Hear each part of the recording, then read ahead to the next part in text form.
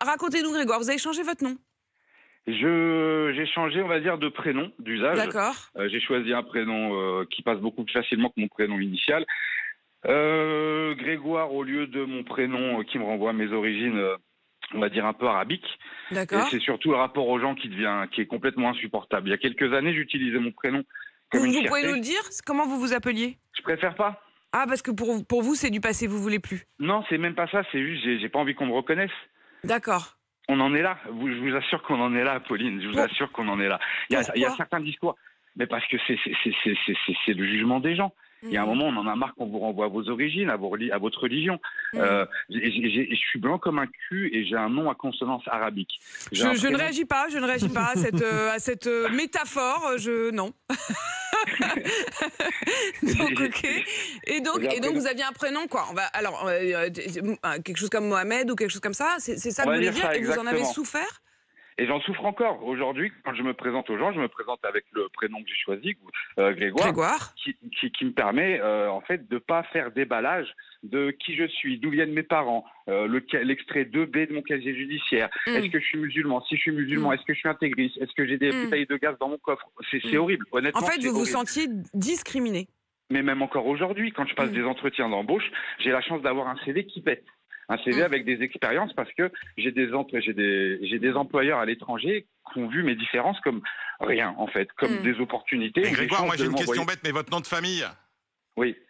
Bah, votre nom de famille, il a aussi une consonance arabique ou pas? Oui. Et ça vous gêne moins? Bah si, ça me gêne beaucoup parce que vous voyez, quand au bout d'1 heure et demie d'entretien, à la toute fin, on vous dit « Mais du coup, votre nom de famille, c'est de quelle origine? Ah oui, vous êtes croyant? Vous faites le ramadan? Et si on vous traite de bougnoul, ça vous pose des problèmes au boulot ?» On en est là. Je veux dire, il y a un moment... Vous avez eu des entretiens qui se sont terminés comme ça, franchement? Mais j'en ai tout le temps. On en a tous des entretiens. Vous êtes dans quel domaine d'ailleurs? Vous êtes dans quel domaine, Grégoire? Vous voulez pas dire? Pas trop. Ouais, non, je vous sens malaise, mais il y a pas de problème, hein, je comprends parfaitement et on est justement sur des sujets, on est sur des sujets super sensibles. Mais c'est quand même... Aujourd'hui, sans déconner, on vit à une période où nous, les musulmans de France, on a l'impression d'avoir le sida et on le cache. On le cache parce que, je vous dis, on en est à... Voilà, si vous voulez évoluer dans le boulot, faut pas être musulman. Si vous voulez avoir quelque chose de sympa, si vous voulez être une personne et pas un musulman, faut le cacher. Oui, c'est-à-dire ne pas être réduit à vos origines, votre religion. Mais c'est même pas mes origines, c'est celle de mes parents. Je suis né en France. Je suis né en France. J'aime le bignou, j'aime le chouchen. Je passe mes vacances en Bretagne. Oh mon Dieu. Non, pas le bignou. Non, Grégoire, on veut bien tout, mais ça, non, c'est pas... Alors, la bourrée, si vous voulez, la bourrée,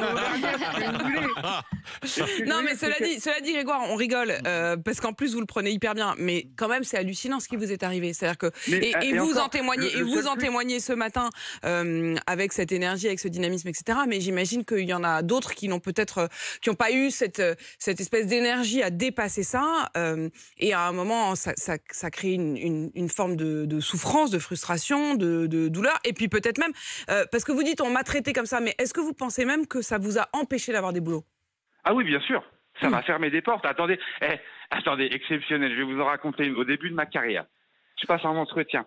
Allez, le toutou. Excusez-moi, il y a le toutou qui veut rentrer dans la chambre. Mais il est le bienvenu. Il est le bienvenu. Oui, mais non, là, alors, il s'appelle comment, le toutou? Il s'appelle comment, le toutou? Le toutou, il s'appelle Pata. D'accord.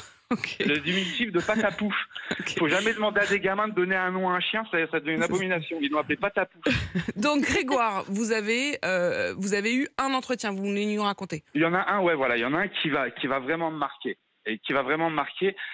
Je passe un entretien quand j'ai une vingtaine d'années. Ça se passe super bien. J'en rencontre un, j'en rencontre deux. Et finalement, je rencontre le patron de la boîte. Okay. Avec le patron de la boîte, ça se passe bien. Et une fois qu'on arrive à la fin, il me demande, mais votre nom, c'est de quelle origine? Et je lui dis. Et il lève les yeux, il me regarde, il me dit, avec un petit sourire, « Ah, mais on vous a pas dit, on est une boîte anti-jeunes, nous. Au revoir, monsieur. » Et là, ça vous détruit, en fait.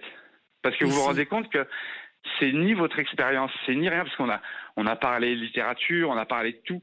Et il y a un moment où vous sortez le mot qui tue, je suis de telle origine. Et on vous dit, ouais, mais nous, on est anti-jeunes. Comment voulez-vous construire sans la haine de tout ce qui vous entoure? Moi, c'est les livres qui m'ont sauvé. C'est le fait d'avoir un père qui était super intelligent et qui m'a dit, t'arrêtes pas ça, mon fils. continue. Et t'inquiète pas, la France, elle est plus grande que ça. La France, c'est pas que ces gens-là. La France, c'est aussi des gens qui diront que t'es français. Et j'ai continué. Mais je pense à tous ceux qui n'ont pas eu la chance d'avoir mon père, à tous ceux qui n'ont pas eu la chance de lire des livres et qui sont sortis de ces mêmes entretiens avec la haine de ce qu'ils étaient et qui ont rejeté la haine de l'autre du coup. C'est super violent. J'ai 45 ans et quand je repense encore à ces moments-là, c'est encore difficile pour moi. Je l'entends. Donc je me mets à la place des gamins qui n'ont jamais quitté le béton, qui ont grandi que là-dedans, à qui on n'offre pas d'avenir et qui sentent que leur nom, il pue.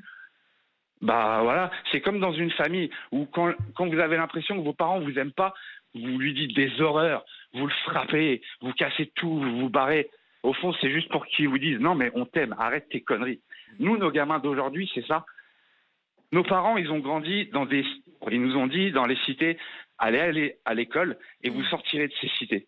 On est allé à l'école, on n'en est pas sorti des cités. Il y en a plein qui ne sont pas sortis de ces cités. Et eux, ils ont eu des gamins. Et ils leur ont dit la même chose. Allez à l'école et vous sortirez de la cité. Mais sauf que les gamins, aujourd'hui, ils regardent leurs parents en disant « Mais vous avez été à l'école. Vous n'en êtes jamais sortis. Pourquoi nous, on va s'en sortir ?» Qu'est-ce qu'on leur dit, nous? Enfin, voilà, quoi. C'est le bordel, hein. Bah, honnêtement, je trouve votre témoignage saisissant. Et assez remarquable, c'est-à-dire que la manière dont vous prenez tout ça et en même temps l'émotion qui vous dépasse, et on l'entend dans votre voix, hein, Grégoire, quand vous avez pris la décision de changer de prénom, vous en avez parlé avec vos parents? Ils étaient même plus là, les pauvres. Ils étaient même plus là. Et franchement, heureusement qu'ils sont plus là, ça leur aurait fait mal.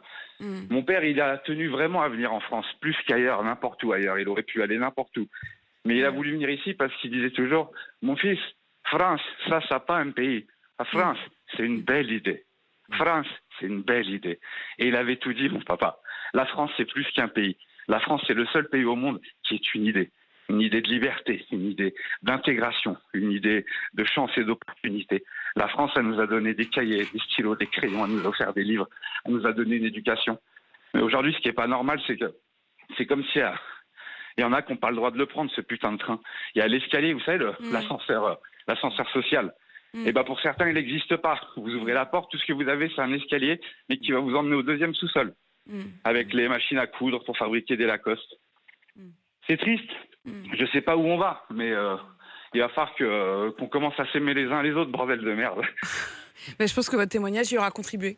En fait, je pense que votre témoignage y aura contribué aussi à réveiller les consciences. Il est exceptionnel. Ouais, merci, je voudrais saluer Grégoire. Je suis très fier de travailler sur la radio qui a donné ce matin la parole à Grégoire. Moi aussi, profondément fier, Grégoire, que vous ayez. De bosser dans un bah pays ouais, et puis que vous ayez. Non, mais Grégoire, que vous ayez poussé la porte, que vous ayez poussé la porte de la vie, que vous ayez ensuite appelé le 3216, que vous nous le racontiez ce matin avec à la fois votre rire, Pata qui rentre, les mugs de café, et puis l'émotion qui vous saisit, et le souvenir de vos parents, et le récit aussi de votre père.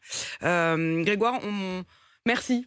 Voilà, merci de votre témoignage ce matin. Je crois que ça se passe de tout autre commentaire que d'écouter ce que vous avez traversé, ce que vous avez vécu. Grégoire, voilà, vous êtes au 3216 chez vous.